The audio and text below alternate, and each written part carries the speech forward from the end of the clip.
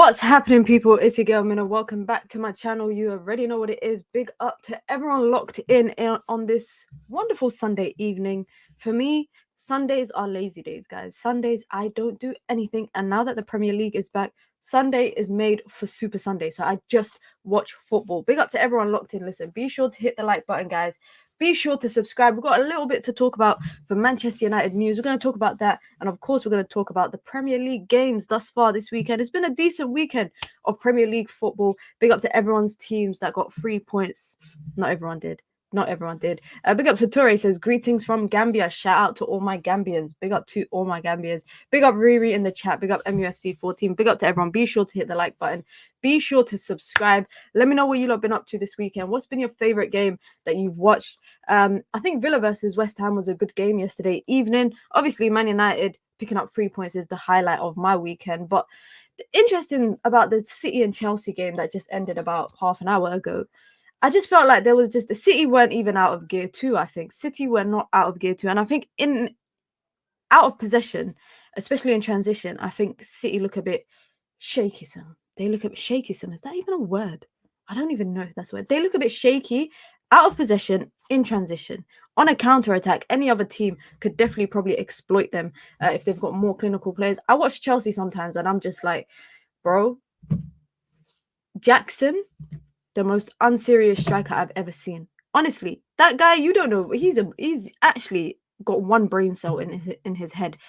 I don't know what it is about Jackson, but I don't know. But I don't want to dig into him too much. I do feel like it was quite telling, though, that Todd Boehly left the game before it even finished. I mean, that and aside, with Raheem Sterling's team putting out a statement regarding him being left out of the squad, them forcing players like Trevor Chalobah, Chilwell, Conor Gallagher, etc. out of the team, leaving out people like obviously Lukaku, Sterling, all of these guys that they're trying to get out of the team. It's quite telling. Every time Chelsea made a sub today, guys, I was like, who's that?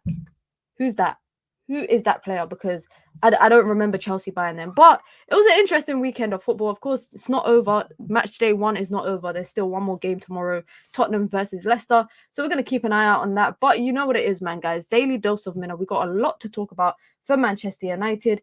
And the Manchester United news, I think it's going to be a big week. I think it's going to be a big week for Manchester United. And the reason why I think it's going to be a big week is because the most telling part for me is Manchester United is still trying to get this move for Ugarte done. They're still trying to get the Ugarte move done. And with that, you can see that they are pushing to get these players out of the door. Facundo Pellistri, for example, Jadon Sancho was left out of the matchday squad on Friday, and Erik Ten Hag spoke about that.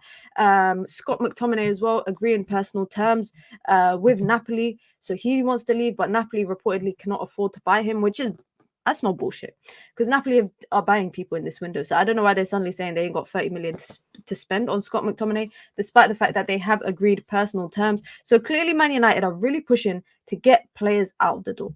That is the most important thing.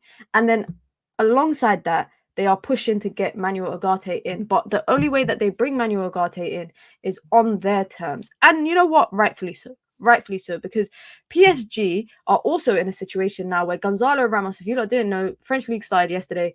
Gonzalo Ramos went out injured and is expected to be out for up to 3 months. And now they have decided to go back into the market for a striker or a forward to add some quality into the team. They are looking at Ademola Lookman from Atalanta.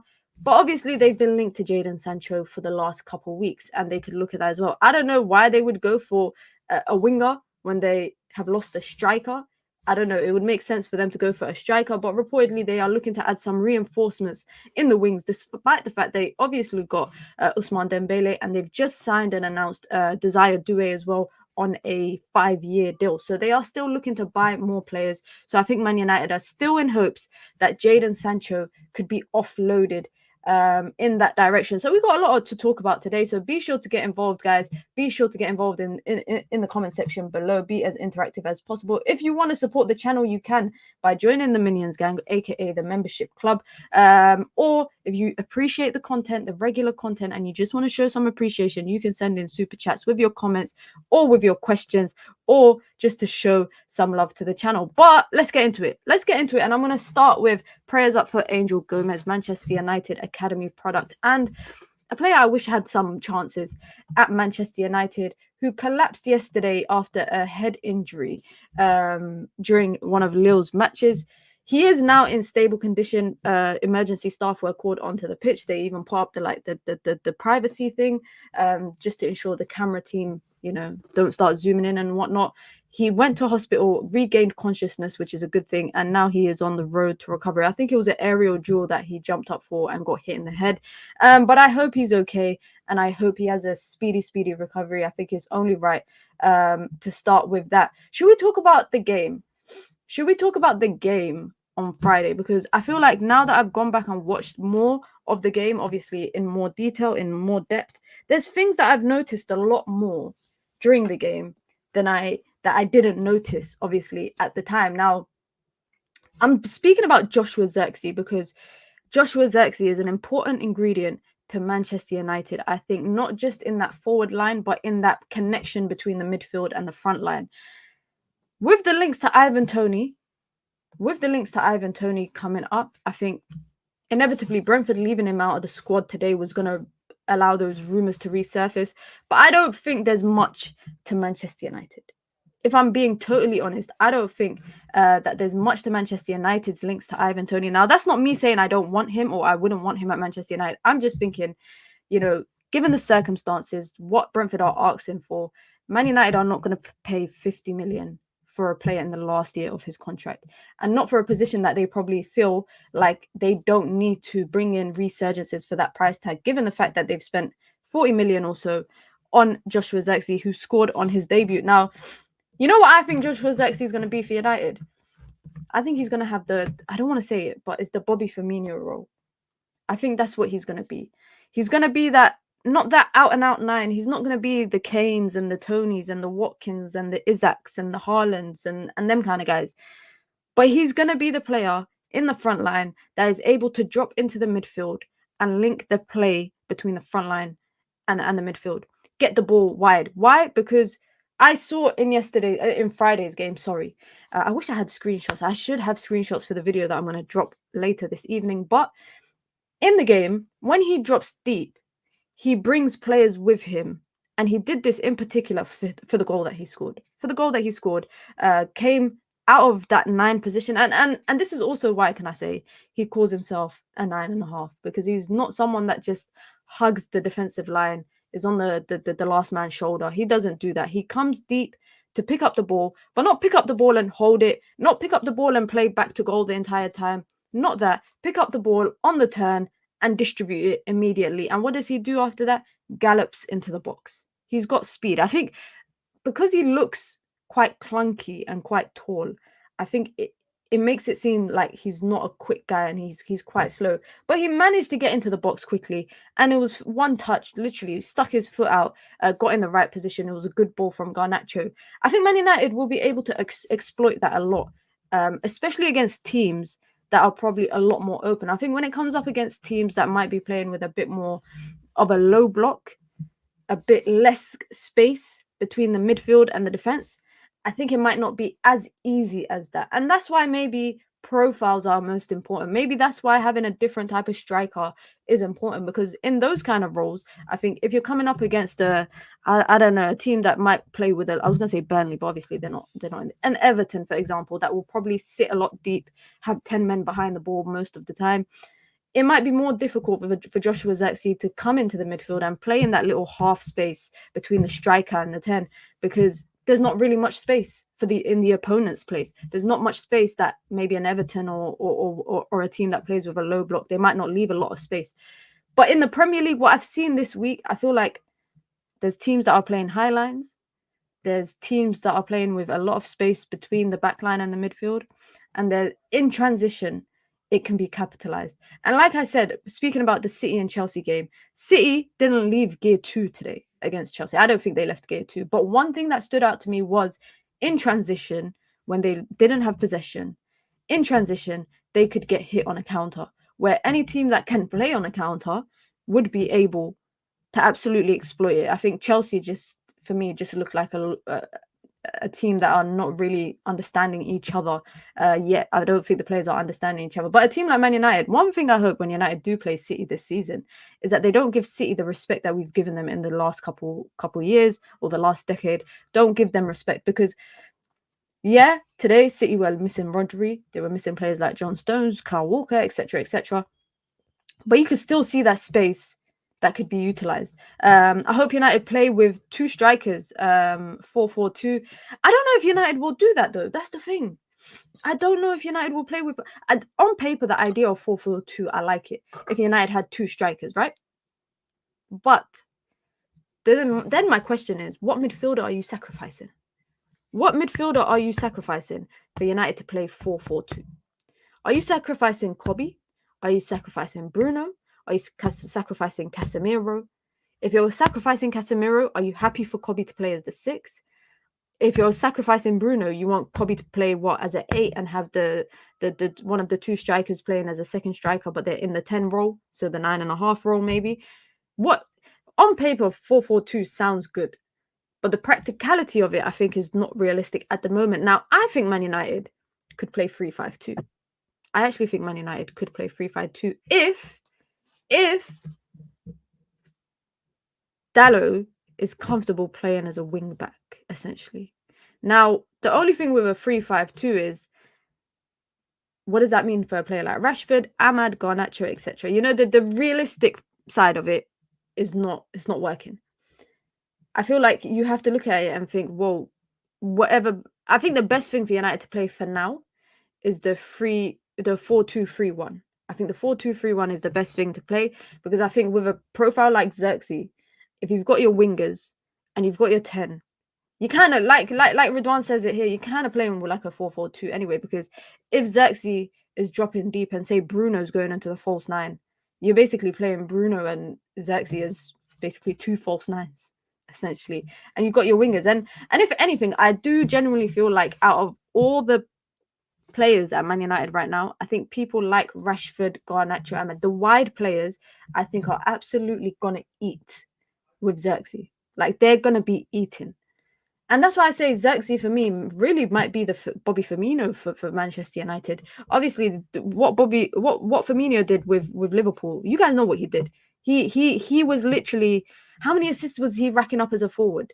Getting into the he could even play as a centre midfielder essentially when they decided to, before they got rid of Firmino, they were playing him as a centre mid at one point. If he's able to be comfortable on the ball, and not only that, it's just reading the game well, I think Joshua Zirkzee will come off as a good signing. I know a lot of people are saying the signing of the season will probably be De Ligt, and I've said that too. You know, we saw Mazraoui in his debut looking like it wasn't even a debut, like he had been playing for Manchester United.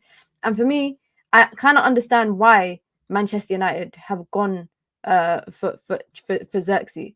On top of that, I think working with this guy here. Wait, hold on. Damn. Working with this guy here will also be equally as important. Now, obviously, we know what Ruud van Nistelrooy's role is at Manchester United right now. His role is not to solely work with the forwards. He is an assistant coach, so he will work essentially with everyone. And you see it here, him after the game going around hugging these players, congratulating. Garnacho obviously looked a bit upset after missing that open goal, and obviously Joshua Zirkzee with a great striker's finish. I think Joshua Zirkzee is also gonna benefit a lot from having Ruud van Nistelrooy coaching him. I genuinely think that is going to be that Dutch connection, and especially because Ruud van Nistelrooy, one of the greatest box strikers ever. Shoot me for that if you don't agree. But let's get into some transfer talk. And obviously, we're going to come back to Zirkzee because we're going to talk about Ivan Toney. But a little update on Facundo Pellistri, probably will be the next outgoing for Manchester United. Now, I don't know what the price tag will be for him. If United could get 5 million for him, 7 million, that's reasonable. But reportedly, Man United are looking for a big sell-on clause. Panathinaikos is in advanced talks with Manchester United to sign Facundo Pellistri on a permanent transfer. It's not finalized yet, and negotiations are ongoing, but Facundo Pellistri is expected to leave the club in the coming days. All the best to him once, obviously, he leaves it's just one of them unfortunate situations, I think, with Facundo Pellistri, because I never saw him fitting into the team. Eric Ten Hag gave him a chance or two, but I just never really knew what his role was at Manchester United. And I will be so honest, I think he's a good player, but I don't think he's good enough to play consistently at Manchester United, whether it's as a squad player or as a starter. And that's, like I said, no disrespect to him. He's clearly good enough to play in Europe. He's clearly good enough to play, senior football. So all respect to him for that. But I just think sometimes we shouldn't be sentimental as fans when it comes to talking about young players. We just got to say it how it is. If the player is not good enough, there's nothing wrong with saying the player is not good enough to play at United. But just because you're not good enough to play at United, don't mean you're not good enough to play elsewhere. Obviously, we saw him play right back against Manchester City in the Community Shield, which again was to me quite unusual. We saw him play against Bayern Munich in the opening game of the Champions League last season. So we've seen him play multiple times for Manchester United. And for me, he was just never convincing. He was just never convincing. And you look at the other right wing spots, or the other right wing players, that are available on the right hand side for Man United, and he will essentially be bottom of the pecking order. So it only makes sense United are looking to part ways with him, honestly. I don't know if there's anybody out there that has a sentimental attachment to the idea of Facundo Pellistri at Manchester United, and if there's anyone out there that will be sad to see him go. But for me, it was going to happen. And once there's obviously confirmed news, we'll talk about it here on the channel. Now, some conflicting reports. Some reports are suggesting that Ivan Toney is still a target for Manchester United, and Manchester United could still look to make a move for him. However, Florian Plettenberg is saying that Manchester United are currently not considering signing Ivan Toney, with no approach planned for the striker. Now, what do we know about Ivan Toney's situation? We know that he was left out of the matchday squad today. Thomas Frank spoke about it after the game and said, we are trying to come to a solution for Ivan Toney's future. So, it's only right to leave him out of the squad. And I understand there's no certainty around his future. He doesn't want to stay. The club want to sell him, but nobody's willing to pay. Well, it's funny because it actually went from 70 million, the asking price at the beginning of the window. I think it was before the window started, the asking price was 70 million for Ivan Toney. And since then, it's gone from 70 to 60 and then 60 to 50 million. Now, what else do we know? We know that Saudi is interested in him. Al Ahly is interested in signing him. And personal terms, they want to offer him a big paycheck. But Ivan Toney wants to play top flight European football. He wants to stay in the Premier League. Reportedly, his preference is to stay in the Premier League. And obviously, Manchester United is a team that has looked at him. Now, I'm not going to lie, guys. I'm going to be so honest. Outside of Manchester United, I have to wonder, why is there no other team that's been linked to Ivan Toney? The only name we've really seen around Ivan Toney's name when it comes to the Premier League is Man United. Even though there's nothing cemented, Man United haven't made an offer. Man United haven't approached his camp. Man United haven't approached Brentford. There's just speculation that he is a player that Manchester United are looking at. But no other team, despite the fact that there were multiple teams, I feel like, throughout the window that were looking for strikers. West Ham were looking for a striker. They went and signed Fulkrug. Tottenham were looking for a striker. They went and signed Solanke. Arsenal have been looking for a striker after Benjamin Sesko decided to stay at RB Leipzig, and they still are not looking in Ivan Toney's direction. Chelsea, despite the fact they got Nicholas Jackson, they got Broha, they just signed that kid from Barcelona. They got Lukaku still on their books. They haven't even looked in Ivan Toney's direction. Bournemouth, who obviously got rid of Solanke, has not looked in Ivan Toney's direction. Instead, they have signed Evelinson from Porto. So why is it Manchester United is the only real name that we see hovering around Ivan Toney? Now, I don't want to speculate and say it's his camp putting those names out, blah, blah, blah, blah, blah. Like, don't get me wrong. Ivan Toney at Manchester United would absolutely, listen, he will improve any team. Like, I'm not going to lie, I thought he would join a team like Arsenal. I actually thought he would join a team like Arsenal. Before the transfer window, I thought Arsenal just needed a striker to make that kind of final push for the title. And I would have thought it would have been someone like Ivan Toney or Solanke. But obviously, they haven't moved for him. Now, Brentford could find themselves in a situation in the latter stages of the transfer window. I mean, we've got 2 weeks left of the transfer window. They could be found be in a situation where they might have to go to Saudi and be like, hello, hi, there's 2 days left of our transfer window. Do you want to buy our player? Oh yeah, we'll sell you for 30, 40 million, whatever. They might find themselves in that situation because they're holding out for this price tag for him. Is Ivan Toney, and this is my question to you guys, just say yes or no. Is Ivan Toney a 60 million player? Yes or no? You look at the league and you see players who have gone for 60 million or more. You see people for Chelsea, firstly, have inflated the entire transfer window. But you see Man United before INEOS have spent 60 million on Mason Mount. Was that the right move? No. Would they have done that under INEOS? I highly, highly doubt it. I highly, highly doubt it. I would spend, right now, I'm not going to lie, I would spend 35 million on Ivan Toney. And that would be the max. Not because I think he's a 35 million player, but I think it's also the number of, I don't want to say risks, but the number of net negatives to positives in signing him. What is those net negatives? I would say number one, his age. He's got no sell-on ability. When he comes to Manchester United after 3 years, United are going to be dying to get him off their books because he's not going to be able to be sold. He's not going to be able to be sold. He's going to be 32 by then. Obviously, the risk of the gambling stuff comes in, but that's neither here or there. That's not my business, and I don't care about that stuff. It's his personal life. Also, the wage side. Also, he comes in and where does he fit in as a 9? When you've got a Zirkzee who's a 9.5, a Højlund, I don't even know, is Højlund would I say Højlund's an out-and-out 9 in comparison to Ivan Toney? Don't get me wrong. Ivan Toney comes into Manchester United, he's netting 15 to 20 goals in the Premier League, without a doubt. With Bruno behind him, he is scoring 15, 20 goals. But would you want to buy him for the now? Because it seems like everyone United is buying, just on that quickly. Everyone that United is buying is of a certain age bracket and is clearly a 5-year, 6-year deal they're building for the future. And I don't think Ivan Toney would fit into that plan, fit INEOS. Let me see what you lot are saying. 40 million max. Big up to We Deserve Better says, if we could get him for 45 million, I'd bite their hand off. All of you lot are saying, yes, you would take him. But what's the max you would take him for? What is the maximum price that you would take Ivan Toney for? Taking into consideration, guys, United still need to buy, in my opinion, 2 midfielders. United need to buy 2 midfielders.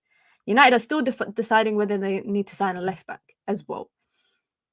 United are still trying to offload someone like Jadon Sancho. They're trying to offload Scott McTominay. They're trying to offload Christian Eriksen. They're trying to offload Victor Lindelof, who has now been pictured in crutches. Clearly he don't want to get sold. So now he's pictured in crutches. United need to make as much sales as possible to be able to finance a move for Ugarte, a move for Toney, etc., etc. Do I think this is paper talk? I'll be real. I think there's more substance to Man United buying Ivan Toney than there is to Frankie de Jong. I think Frankie de Jong is the definition of paper talk. There is nothing there. But I think Ivan Toney could be a situation where Man United next week, after Brighton, when there's 5-6 days left of the window, they might go to Brentford and be like, yo, like, there's 3 days left of the window. Like, are you going to lower that price? They could do that. And at that point, the ball is in their court. As Frank was saying before the game, something is happening as we speak with a deal regarding Toney. 60 million is too much. 29 is not bad. I don't see that as an issue if he elevates your game. That's true. I mean, United brought Robin van Persie, had him for the best part of 3 years, 2 years? I'm not saying that Ivan Toney is like Robin van Persie. 45 max. Colin says Toney for 30 million, bring him in. 35 plus 5 million add-ons. If Alvarez went for 70 million, Ivan Toney is worth 60. But what is it? When we say this player is worth this amount, what are we saying? What are we basing that off? Are we basing that off just purely of their ability in the position that they play, or are we taking into all the other factors that make a player? Are we taking into consideration the age? Are we taking into consideration, the ability to sell them on in the future, in 5 years or 6 years? What are we talking about when we say a player is worth X amount? Because I'm not gonna lie, if I'm talking about how much a player is worth, I'm talking about everything, the entire package of them. I'm taking into consideration their age. I'm taking into consideration, their ability, how many goals they're scoring. I'm taking into consideration if the club will be able to sell this player on, or if Manchester United will just have to absorb the full cost of that transfer fee and accept that that player might leave on a free, or they might be difficult to sell. That's all the factors I'm taking into consideration. But when you talk about a player like Julian Alvarez, he was a non-star at City, yes, but he made a heavy difference for them, right? He was second in command to Haaland, sorry. There's no harm in that. There's no harm in that. In Argentina as well, he's won everything. But also, you're taking into consideration his age. Atletico, when they brought him, were probably thinking about, okay, let's look at his age. You know, we're buying him for the future, which means you're more likely to pay a bit more for a player. With 1 year left on a contract, max 45 million. I think 45 million is a lot for a player that has 1 year left on their contract. And what I think doesn't help Man United also is, like I said, buying Mason Mount. Toney would get us from third to second this season and could be the difference in winning or losing Europa. Listen, don't get me wrong. Ivan Toney, if we're talking purely about their ability of being a striker, just his striker ability, he will score 15 to 20 goals in the league for Manchester United. 100%. 100%. And I would love to see that, but I just don't see if it's realistic enough for United to spend 45 million on a striker that if you wait one more year, you could possibly get them on a free. Like, I'll be real. I think Saudi might be the only option for Brentford because of the price tag. Saudi, like, Ivan Toney might feel like, I wonder how he feels. Maybe he feels like the club are trying to price him out of a move and trying to, at the end of the day, get the best value for their asset. Whereas if Ivan Toney was to pick, I know for a fact he'd probably pick going to a team like Manchester United, etc. But if Brentford were to pick, they're going to pick the team that's willing to pay the most money, which is most likely going to be a team in Saudi. Would he want to go Saudi? I don't know. Like I said in my stream a couple of days ago, betting is illegal there. So if he gets caught betting, he ain't getting a ban. He's going to prison. So he shouldn't. Again, I think he would rather stay, obviously, in England or maybe in Europe, just generally speaking. I will be so shocked, however. I will be so shocked if he agrees a new deal with Brentford.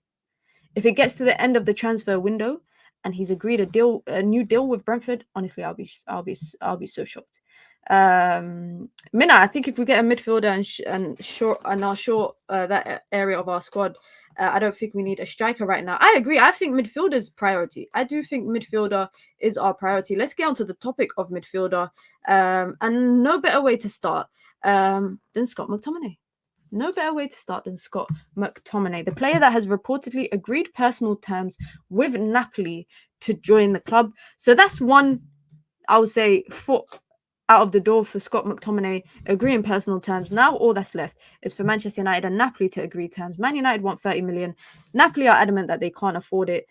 They are also in the background of trying to solve issues such as the Victor Osimhen issue that they have, trying to get Lukaku, etc. And Scott McTominay is reportedly a priority signing target for Antonio Conte. Now, isn't it interesting, guys? Isn't it interesting that other teams that are selling players are leaving them out of matchday squads, right? I'm seeing Ivan Toney being left out of a matchday squad. I'm seeing Manuel Ugarte being left out of a matchday squad. But yet we saw Scott McTominay play on Friday. And this further proves my theory. I have this running theory here, guys, on the channel, right? My running theory is that if it was solely up to Erik ten Hag, he would keep Scott McTominay. I think he looks at Scott McTominay as a threat off the bench or a change in tactics off the bench if he was to obviously stay at the club. We saw that on Friday. If he stays until next week against Brighton, we will probably see it again. Now, are Manchester United keen to get rid of him? I wouldn't say keen. I wouldn't say that they're keen to get rid of him, but I think that they are willing to listen to what they think is a reasonable offer. In the same way that Brentford think 50 million, etc., is reasonable for Ivan Toney. Listen, in a market that I've seen people like Enzo go for 100 million, 30 million for Scott McTominay is reasonable. And I see no problem with Man United holding out for that price. I see no problem with that. I've seen people actually annoyed about this, what INEOS are doing with players like Scott McTominay. Jadon Sancho, etc., etc. I've seen people annoyed that they're just not selling them for peanuts, but that's what we criticized and got onto the previous regime for doing, their inability to sell players or their reluctance to sell players. And now this new regime, it's not that they're reluctant to sell players, and it's not that they are unable to sell players. They want to do it on their terms, and rightfully so, because guess what, guys? In football, every other club does stuff on their terms. So why is it such a bad thing when Manchester United try to do stuff on their terms? Just because other people might feel like, I've seen people saying Scott McTominay is not worth 30 million, etc., etc.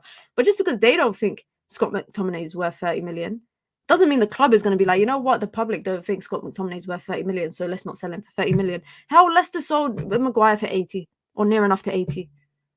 Did we complain? Yes. By the end of the day, that's that. But we'll keep an eye on this. We'll keep an eye on Scott McTominay. I've said this before in it.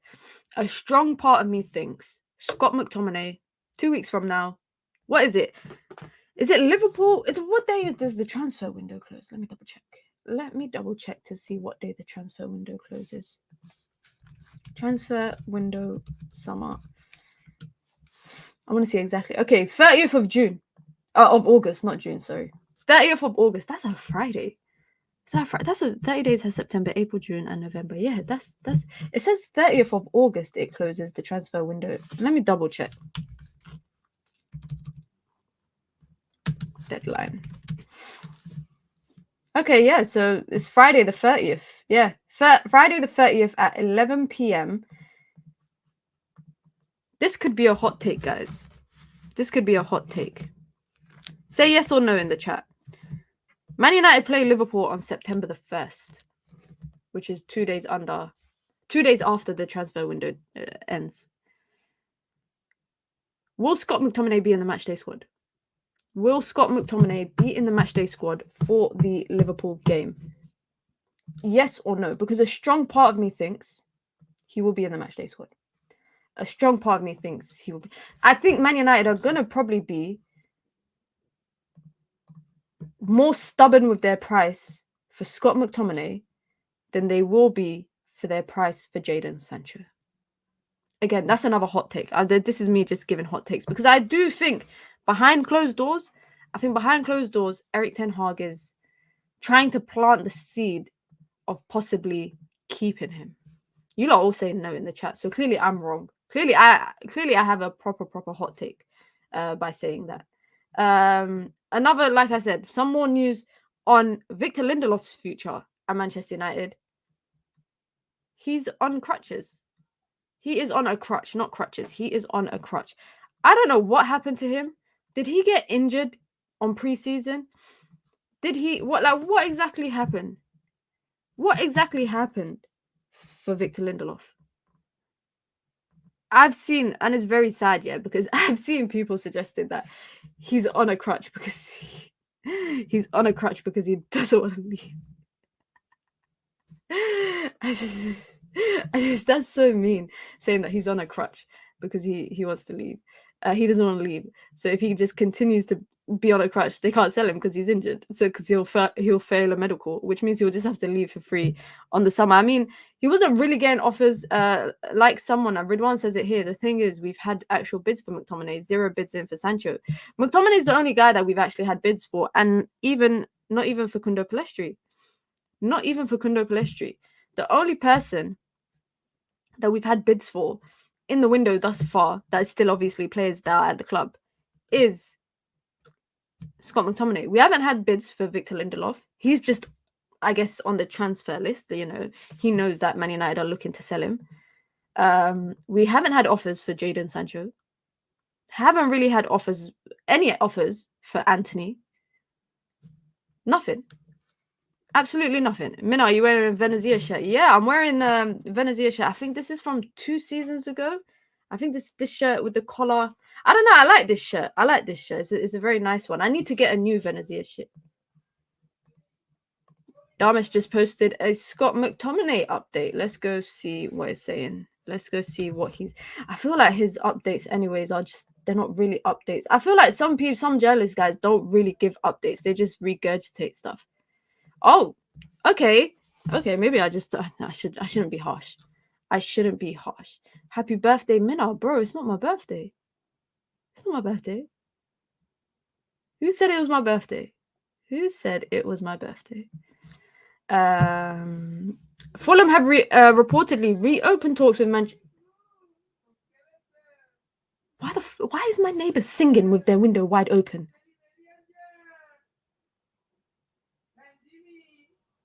Bro, is that singing? I don't even know what language that is. What the hell? I swear I live with, there's crackers that just live in my neighborhood. I don't know. I have kids screaming in the daytime, and then I have my neighbor screaming at nearly 8 p.m. in the evening. I feel like going to the window and saying, shut the F up. I don't even know what, like, I think my neighbor is Spanish or something like that. I don't know. Anyways, back to it. Fulham have reopened talks with Manchester United over signing Scott McTominay.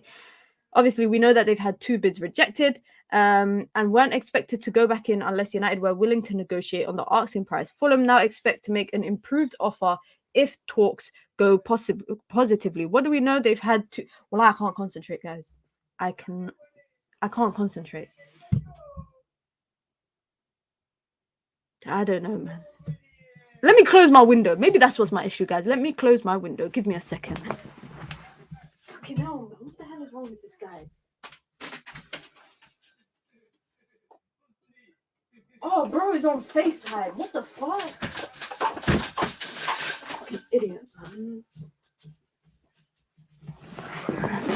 Alright, we back. Guys, I had to close my window because, yeah, he's right opposite me and he's on FaceTime and he's got headsets in.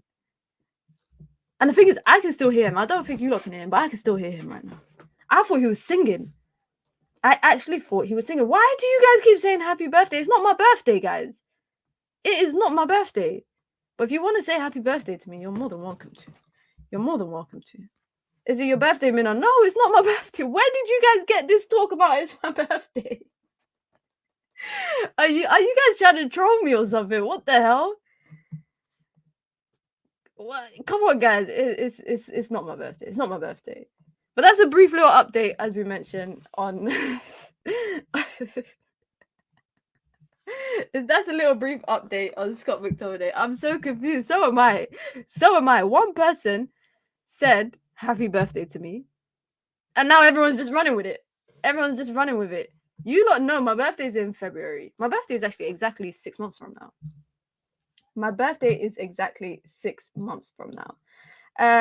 Let's talk Jadon Sancho. Sancho. Now, he was left out of the matchday squad on Friday. And I don't know if you guys are online.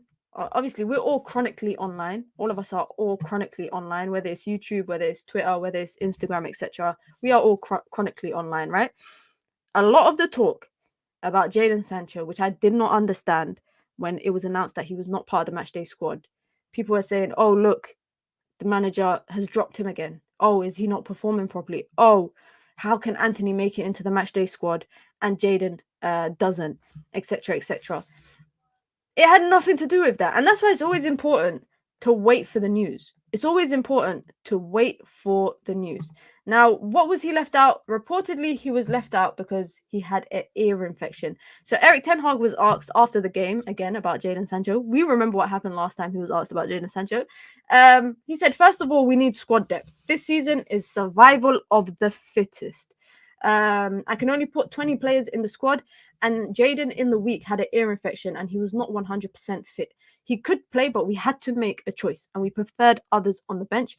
But that can change. It will always change. We can't play everyone the same. You see today, in reference to Friday's game, he said, you see how important substitutions were. Sometimes it's frustrating for the player, but at the end of the day, it's about the team and the club, and there will be more players in this position. We expect them to fight for the club. Listen, if he's got an ear infection, he's got an ear infection. What can I say? Also, can I just say, yeah, ear infections are no joke, guys. I've had one ear infection in my year. In my year, I've had one ear infection in my life, and I swear to God, that day I thought the world was coming to an end. I wanted the world to come to an end. That's how much pain I was in. But it's nothing that quick antibiotics can't fix. I can't lie. One day of antibiotics, I was fine again. But I can imagine the discomfort of training with an ear infection. You're not going to train 100% because you're not feeling well. Do I believe it? I don't know. I don't not believe it, and I don't believe it. I just don't know. I have no opinion of it. If the manager said that, the manager said that. If Jadon Sancho didn't come out and said, I don't have an ear infection, the manager's lying about me. That he didn't do that. So the only thing you can do is believe that he has an ear infection. Now, one thing I find weird about this whole Jadon Sancho thing is how everybody watches everything he does, like with a magnifying glass. He congratulated, I think it was Marco Reus, on joining his new team in the MLS the other day on Instagram on his story. And then fans were like, oh, see, look, he's still posting about people who he was playing with at Dortmund. Oh, look at his Instagram. It's just pictures of Dortmund on his... Why do people care? Why do we care so much about what a player does online? It's like people are more annoyed about what he does online than what he does on the pitch, which is weird. Now, like I said, do I believe Erik ten Hag? Listen, if that's what the manager's saying, then that's what the manager's saying. It doesn't matter at the end of the day. But I do agree with Erik ten Hag in the instance, and this is not just Jadon Sancho, but this is applicable to everyone. It's survival of the fittest right now in this team. We saw it with the way that United were pressing on Friday, how much athleticism makes a difference. How much being fit makes a difference. Why? Because Man United looked a lot more fitter and more mobile up and down the pitch. They looked a lot more mobile up and down the pitch. They looked a lot fitter during their press, in particular when they were pressing the opponent and the back line, etc. And it's really true what Erik ten Hag has said. It is survival of the fittest right now for all the players and not just Jadon Sancho. What is Jadon Sancho's future right now? Well, all we know currently is that Man United are in talks for Manuel Ugarte. They're not in talks for Jadon Sancho. Could that kind of resurface? Could that potential news resurface again? It is possible. But right now, if PSG are now looking at signing Ademola Lookman, clearly Jadon Sancho is not a player on their cards. And I don't know if you guys realize, and maybe this is just me having, again, a conspiracy theory, but you look at all the players that they have been linked to over the last couple months, PSG. All the wingers, they were linked to Rafael Leao at one point. They were linked to Kvaratskhelia at one point. They signed Desire Doué. Now they're linked to Ademola Lookman. What do they all have in common? What do they all have in common? Direct, fast, run at their man, take their man on. I wouldn't be surprised if they were linked to Doku at some point. But that is all the type of wingers. And then you look at the profile of Jadon Sancho, and Jadon Sancho's profile doesn't necessarily fit the profile of wingers that they are linked to. Is that necessarily a bad thing? No. But I do wonder if Jadon Sancho is a priority signing for them. Because I do feel like when it comes to the profiles they're linked to, he doesn't match that. PSG Sancho, great move for him. If I was him, I would take it. I don't think it's about if I was him, I would take it. Are PSG really going to come in and make a bid for him? That is the thing. As mentioned, Ridwan mentioned it earlier before. There's been more bids in for Scott McTominay than there has been for Jadon Sancho. Nobody has made a bid for Jadon Sancho. Everyone has just been interested in signing him. Who? Juve, Dortmund, everyone, PSG. They've just been interested in Jadon Sancho. Nobody has put an actual bid in. No one has put money on the table and said, I will pay 25 million for this guy. I'll pay 20, I'll pay 30, etc., etc. It's just a lot of talk. It's just a lot of talk. Are you a full-time YouTuber? Yes, sir. To an extent. I need to do better though. I need to be more consistent. I need to be better. I need to push memberships more. So if you guys want to join the Minions gang, you can. It's the pinned comment in the chat. You get the badges, you get your emojis, you get your custom member content, and of course you get to support the growth of the channel. If you want to support the channel in other ways, you can by sending in super chats with your comments, with your questions, and with your thoughts. Or if you just appreciate the content here on a regular basis and you want to show some love and you want to support the channel, you can do that. A little update on Manuel Ugarte. The update is there is no update. Nothing has changed since Friday. I need to sneeze. Oh my God. Nothing has changed since Friday. All we know so far is the obvious stuff. He wants Manchester United. Man United want him. They've agreed personal terms. He was been left out of the squad. PSG are trying to find a solution. Jorge Mendes is pushing to get him out of the team. They're trying to get a deal done by the end of the window. However, I don't know if Casemiro's performance of recent is maybe pushing this Ugarte deal a lot longer.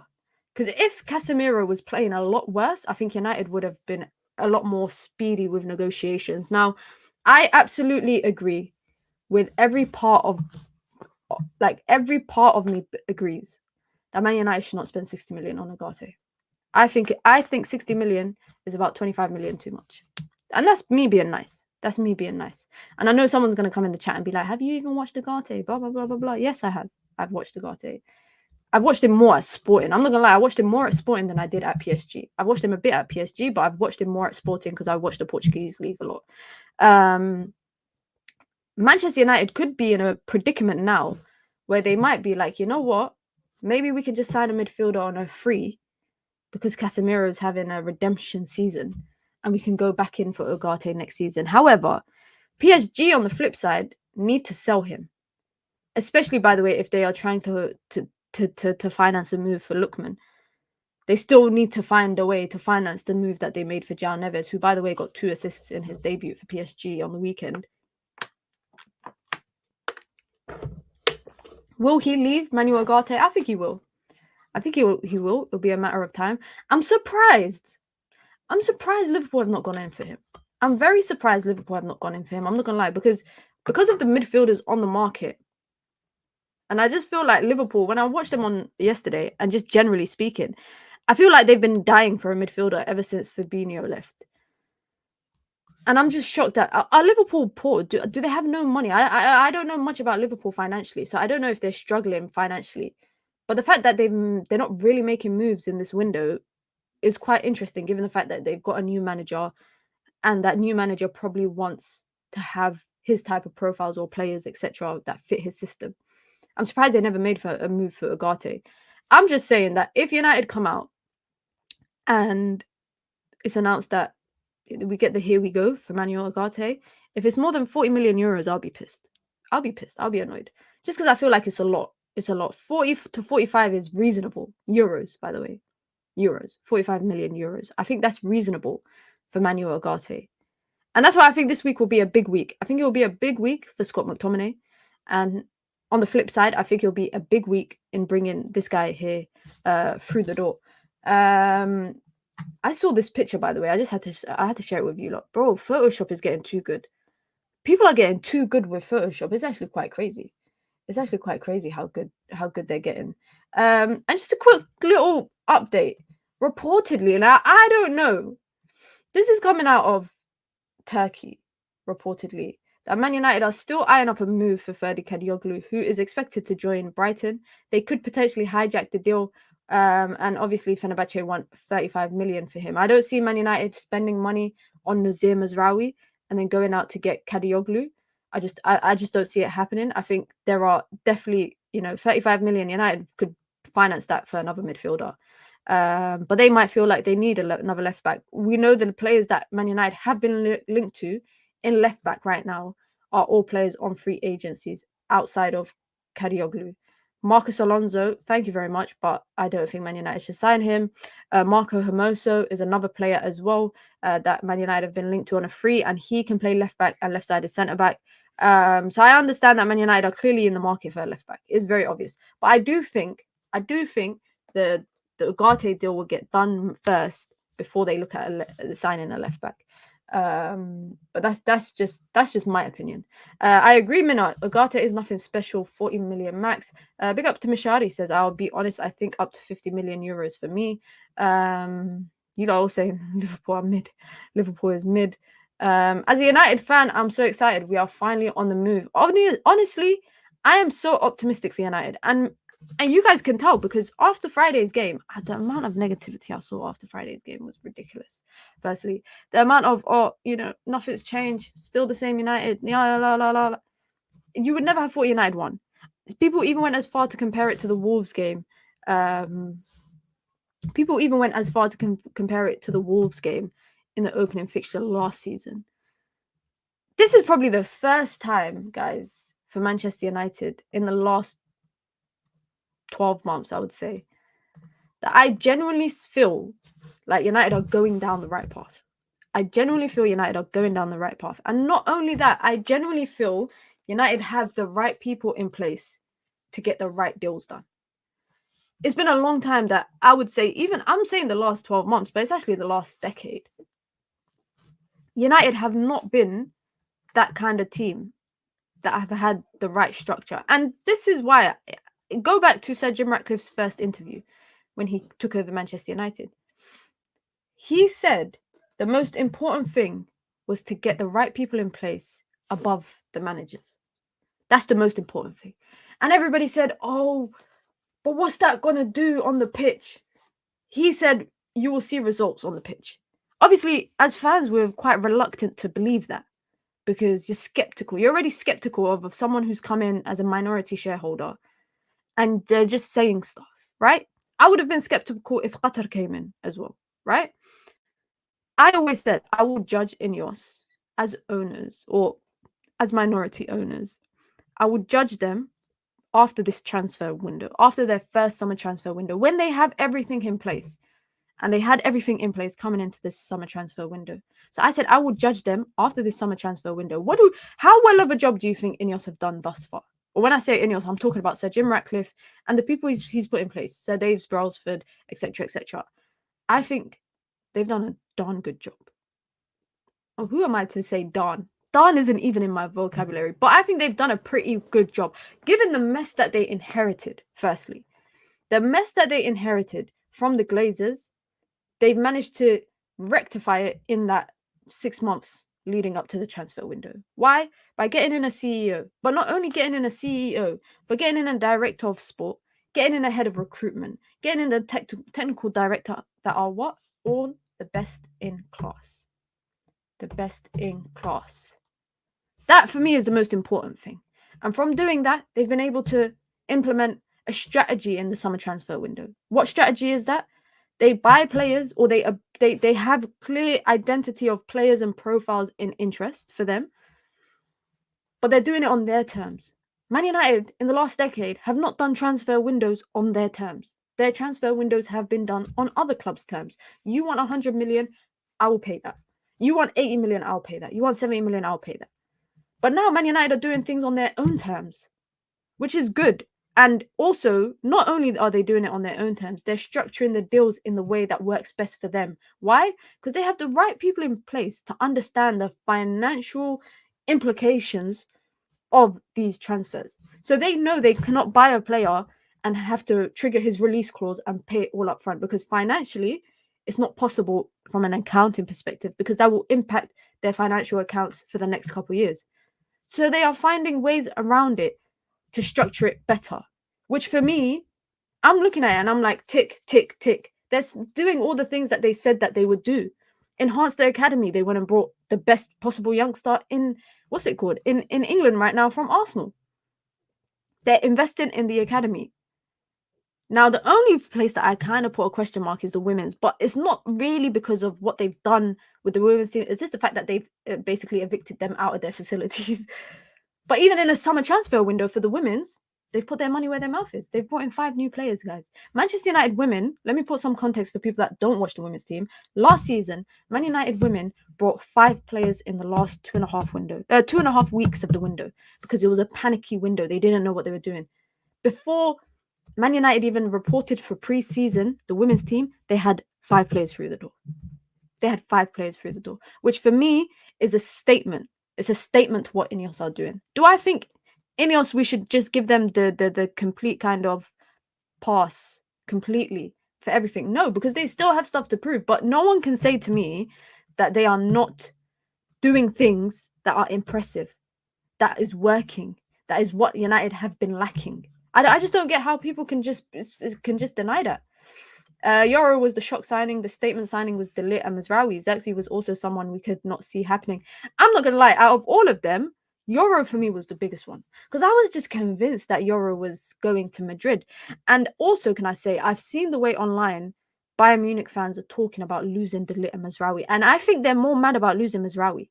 I've seen that Bayern Munich fans online, there's one or two YouTubers even online that have been pissed about Mazraoui. Not him just leaving, but also what they've sold him for. The fact that they valued him at peanuts, despite the fact they've said in their videos that Mazraoui is the best fullback in Europe, or one of the best fullbacks, that has gone now for 70 million euros.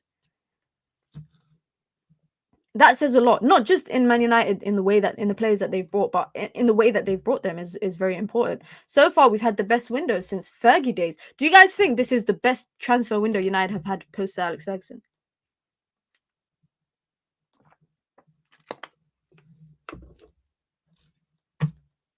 Let me know if you lot think this is the best window that United have had. Because I'm not gonna lie, I think it's the best window when you think about structure.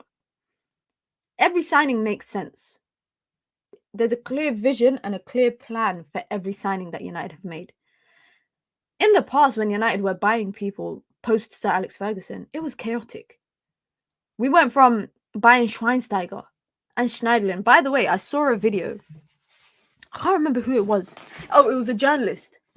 It was a journalist. I can't remember who the journalist was, but he was talking about Ed Woodward. And apparently Ed Woodward, after signing Schweinsteiger, never wanted to do deals with Bayern Munich ever again. To a point where Bayern Munich were basically blacklisted from Man United making moves with them. Which is why, apparently, the summer of Jose Mourinho, I can't remember who this journalist was. I saw the video on TikTok. But reportedly, Jose Mourinho, in one summer transfer window, wanted Boateng from Bayern Munich. And Ed Woodward said no. Ed Woodward said, no, we're not signing him. Why are we not signing him? Tell me why.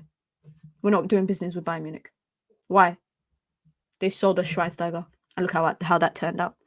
That's what happens when you got people that don't know how to... They don't get football. Of course, Bayern Munich sold Schweinsteiger to United because United were the only idiots that were willing to buy him.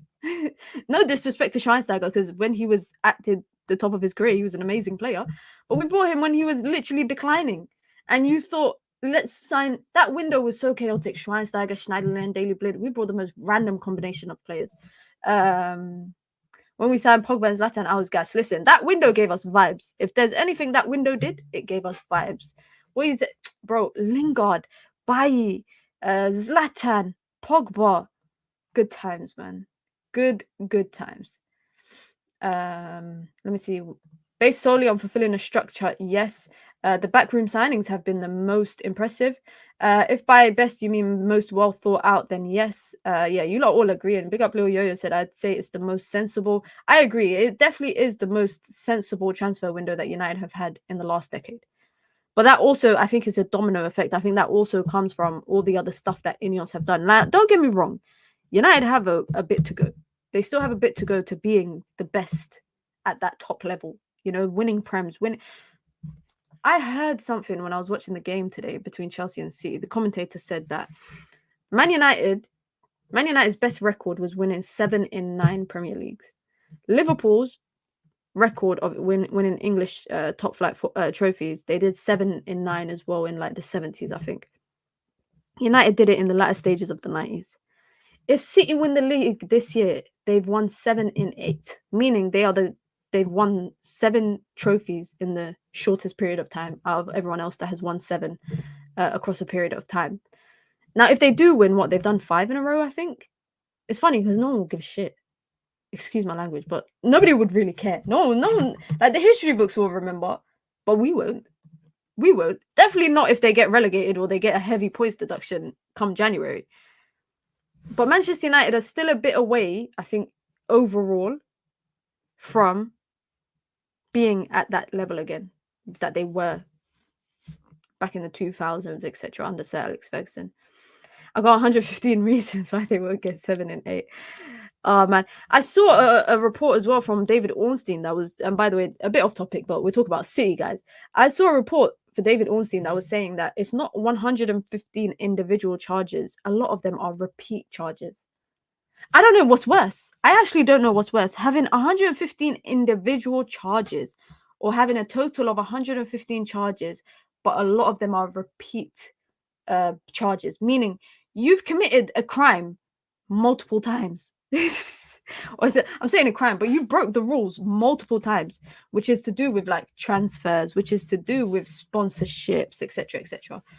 Like, I honestly, they're repeat offenders. They are literally repeat offenders, which in my opinion, makes that nearly as bad as 115 charges, because it's basically saying you thought you could break the rule multiple times without getting caught, which should be definitely heavier. Now, I don't know if I hope that doesn't kind of give them some leeway to kind of get past those charges, because at the end of it, they could have like maybe 30 charges, and most of them are like repeat charges. So I hope that doesn't happen. I hope that don't happen. Mina, will you ever do a video of your football shirt collection? Should I? Is that something that you lot want to see? My football shirt collection ain't that good. I've got like 20, 25 shirts maybe. If I'm counting United shirts, I've got about 30-ish. Yeah, I've got about 30-ish. Because a lot of my life, guys, I only used to wear United shirts. I always liked other shirts, but I never could wear other team shirts. But now I like to get other team shirts, but it just has to be certain teams. Like, I would never get a top rival. I would never get any top rival. I don't even think I'd get a Premier League team, despite the fact that there are some Premier League teams that I like their kits, like lower sides. Like, I don't know, is it acceptable? It's not acceptable, I think, for me to buy a Brentford shirt and wear it. I don't think it's acceptable for me to buy a Fulham shirt and wear it. I don't think any of that stuff is acceptable. But I do like to get shirts from like European teams, championship teams. I don't really wear international shirts. I mean, I got one or two. And then like if I got these kind of shirts here, these are because they're signed shirts, and I put them on my wall. I would never wear this. This is a Villarreal shirt. I'd never wear it. This shirt behind me is a Wigan shirt. I'll never wear it, but it's signed, and it's personally signed by the players, and they're both match worn shirts. So I will frame that and put that up. I want to see a raffle on this cap. Listen, this shirt, you lot are not. How many people in the chat have said, "Can I have that shirt?" I got this shirt like 2 years ago. Venezia got some nice kits, guys. They've got some nice kits. I have a sick black Portugal shirt and an LA Galaxy one, AC Milan, Holland, and many United shirts. Yeah, I got like so many United shirts. Because I tend to get 1 or 2 shirts every season. This season I got all the shirts plus the goalkeeper shirt. I think I got the goalkeeper shirt. It should be coming soon. I think did I get 2 goalkeeper shirts? No, I think I got 1, the black one. What else? I've got a lot of I got like a PSG shirt. The first ever collaboration they did with Jordan. I don't know if you lot remember. This is years ago, a couple years back. The all black PSG kit with the Jordan logo. I got that. I got some Bayern Munich shirts. I got AC Milan, the old 2005 shirt. I got the old Brazil shirt, the classic R9 shirt with the center circle here. I've got a Nigeria shirt. I've got a Somalia shirt. I really want a Jamaica one. I like the one that the release they had with Adidas. I'm just trying to think off the top of my head. I got a QPR shirt. I got quite a few Ajax shirts, but that was before United had Erik ten Hag. Disclaimer. But I got a few Ajax shirts, QPR shirts. This season though, there's so many shirts I want to get, guys. Like, I have a list on my phone of all the shirts I want to get, and a lot of them are like League 2 teams, League 3 teams, non-league teams. But their kits are just so good. Their kits are so nice. But I don't get Barcelona. So there's some teams I don't get shirts, guys. There's specific teams I'll never get. Barcelona is one of them. I will never get a Barcelona shirt because Barcelona beating us in 2 Champions Leagues. I couldn't deal with that. When United went to 3 finals in 4 years and we lost 2 to Barcelona, I'm haunted by that. I was haunted by that. So no Barcelona shirt for me. I really want to get the old Real Madrid Seaman shirt, or the Seaman shirt. I would love to get one. What else? I'm trying to think who has nice kits. Recently, I like AC Milan's kit. AC Milan got nice kits. Inter got nice kits. One of my friends who does not, she knows nothing about football. She doesn't watch football. She doesn't support a team or anything. But lately, she's interested in football shirts. And she likes, so she'll show me a shirt before she gets it. And one day she showed me the last season's Liverpool. It was like a pinkish kit, I think, purplish kit. I think it was their away kit. And she showed me and she said, I want to get this shirt. What do you think? And I said, absolutely not. I said, absolutely. Over my dead body, would I ever let my friend who does not watch football, but she likes football kits, get a Liverpool shirt? And she only wanted it because she only likes to buy kits if they look nice. So she said to me, okay, I'm not going to get it. I said, and then she said, what shirts can I get? I said, it's more easier for me to tell you the shirts you can't get. So I said to her, you can't get Liverpool. You can't get Man City. And she said, okay. She said, what about Arsenal? I said, I don't want you to get Arsenal. But I understand that, you know, your siblings support Arsenal. So they might push you to get an Arsenal shirt. But I said, for me, Man City, Liverpool, Barcelona, those three is the three that I draw the line at. So the next shirt she got was a Dortmund shirt, which is a nice shirt. And I think she got a Marseille shirt as well, which was a nice shirt as well. So I promised her I'll get her a Man United kit, but she doesn't like any of United's kits this season. So I might get her the pink one from 2018, the pink one. I might get her that shirt. Get her that shirt. Big up to Donna Cullen says, Miss Minna, will you do a ladies games watch along? Yes, I will. Watch alongs will be back for the women's season. I was doing it last year for Man United and we'll be doing it again this year. When does the season start? End of September, I think it is. So the first one will be end of September. I will be away on holiday in the early stages of October. So I don't know if I'll do watch alongs whilst I'm gone. But yeah, I'll be doing watch alongs, man. Donna with the super chat says, Miss Minna, can I join you for Spurs versus Man United ladies? Why Spurs? That's so random. Are you a Spurs fan? Are you a Spurs fan? That's why. Refund the friendship. Nah. This ain't friendship, man. That's sistership. We've been friends for nearly 20 years. Olympic Marseille trainer tracksuits always on fire. I can't lie. United's tracksuits this year, kind of fire. Tell her to get the LA Galaxy. LA Galaxy's kit. I don't know what it is. It's just I like it, but I don't like it. Ooh, I got other kits as well. I got a Saudi kit. And I got an Al Nassr kit, but that's because my friend plays there for the Saudi national team and for Al Nassr and sent me a signed shirt. But that's the thing. If I got a signed shirt, guys, I don't wear it. I will never wear a signed shirt. I will just frame it and put it somewhere. But this is what I do. I try to force my people around me to be United fans. Let me Google that. I don't know. I don't want to get baited into names. Oh shit. I'm dead. I am dead. Yellow, we burned the Saudi kits. We will refund you. Nah. Why are we doing that to Saudi shirts? Why are we doing it to Saudi shirts? Saudi got nice kits, low-key, you know.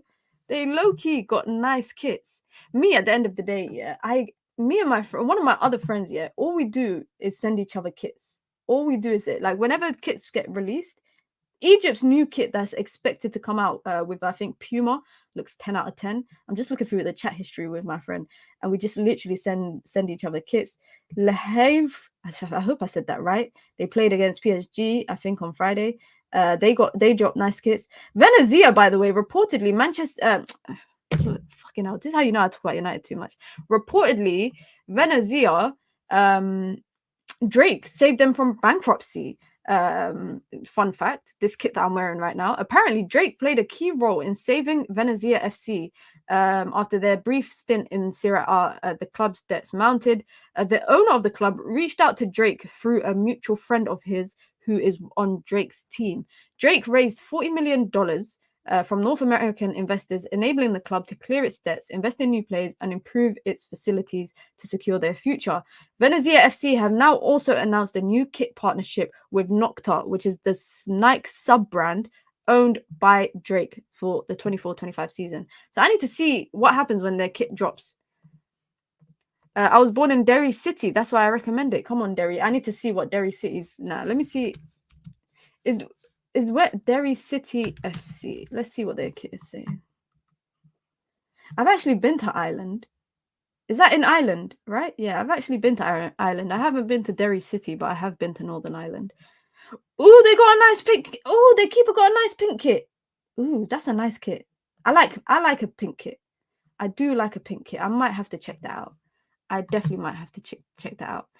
York City had a very nice kit last season, and I never got it. I was so upset. I was so upset. It was a chocolate color kit. York City. Just Google York City away kit chocolate. It was such an amazing kit, and I could not find it anywhere. Mina, my nephew's first kit he got on holiday without my knowledge, it was Real Madrid white Bellingham shirt because Bell is his last name, so it gave him a pass for not being United. That's not good enough. That is not good enough. My nephews, every season, from when they were kids, from literally when they were born, I would buy them United kits. To a point where now they are United fans. And I still have to, and that's the difficult thing. I introduced them to a standard that I can't maintain because now I have to get them a kit every season, and they're getting older, so they're getting bigger, they're getting taller, etc., etc. How many fantasy points are you on, Mina? I think I did pretty decent this week. I was on 60. Yeah, I got 66 points on fantasy this week. I still got Solanke to play. So that's pretty decent. That's pretty decent. Let me see where I am. I'm first in quite a few of my leagues, which is good. I got the Chinese New Year training kit from a few years ago. I still wear it to this day. It's such a sick training kit. I got that too. I got the jumper. I don't have the full set, but I do have the jumper. But this year I want to get everything. Like, again, I don't want to go to the United store and buy everything because that's going to leave me bankrupt. But every time I go on the United website, I'm like, yeah, I want this one. I want this one. There was a few tracksuit kits from last season as well that I still haven't got for Man United, which I want to get. Maybe next time I go to the stadium and I see Flex, I'm gonna take him in there and make him buy it for me. Fiorentina away kit is hot. Fiorentina got good kits this season. They got good kits. I can't lie. For me, guys, Man United went 3 out of 3 this year. Man United went 3 out of 3, or Adidas went 3 out of 3 for the kits this year, in my opinion. The third one, I like the third one. The flag kind of ruins it. The flag part kind of ruins it for me. But the blue kit, beautiful. That blue kit is the shade, the half collar, everything about it is just nice. Everything about it is nice. I like the third kit as well. I really want to get the tracksuit, but I got to save up for that. The jacket alone is like 80 quid. But they went Adidas went 3 out of 3 this season for all the kits. Mina, will you be on Straight Jacket podcast tomorrow? Yes, I will be. I will be on Straight Jacket podcast tomorrow, inshallah, God willing. I'll be on here and then I will go over to the Straight Jacket one. Adidas just drop our away kit. I customized mine. I've stopped customizing kits, I'm not gonna lie. Unless I'm getting my name, I can't do it anymore. I can't do it anymore.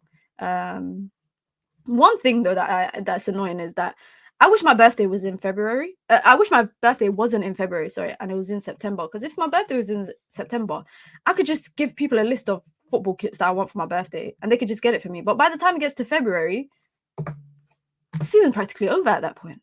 The season is practically over. But I do want to get a few more like vintage shirts. I'm not gonna lie. I want to get some more vintage shirts. My dream is to Adidas or Nike to sponsor my national team. I would love that. But anyway, guys, listen, we ended up on a tangent towards the end of the stream, unfortunately. But I enjoy that because you lot know I like talking about everything. You know, I like talking about everything. But listen, guys, be sure to hit the like button. Be sure to subscribe. Did we get to 100 likes? We did. We not only got to it, we exceeded it. So big up to everyone. Let me know, what's your plans for the week? What is your plans for the week?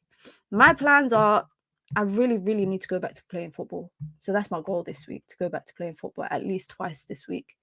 The 96 Beckham home kit, that's my favorite. Absolutely. That's a beautiful kit. That is a beautiful kit.